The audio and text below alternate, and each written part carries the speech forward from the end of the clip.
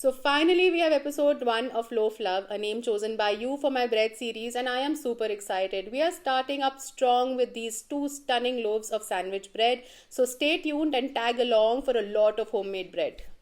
Let's get all the ingredients ready. The first thing that we need is a weighing scale. This is a lifesaver, do not miss it out. Some water, some instant dry yeast, sweetener of your choice. I'm using honey, flour, butter, salt and a big bowl. We start by blooming the yeast in some room temperature water along with honey, but if you're in a colder environment, I suggest that you use warm water.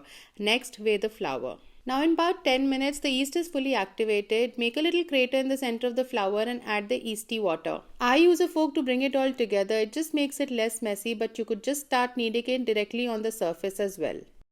Now once the dough starts to come together, I then dump it on the kneading surface, then knead for a couple of minutes, bring it all together and then cover and rest it for 5 minutes.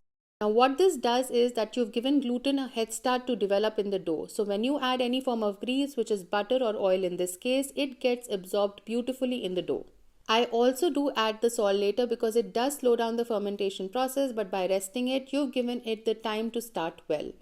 Now here's a disclaimer. This is a method that I've been using for the past few years and it has been working beautifully for me. But there are other methods that other bakers use as well, which I'm sure work well too. Now for this bit, there is no shortcut. You have to knead the dough for 15 minutes by hand or for 10 minutes if you're using a stand mixer. Now just oil a bowl and let the dough rest till it doubles in size and tune into part 2 where we shape and bake.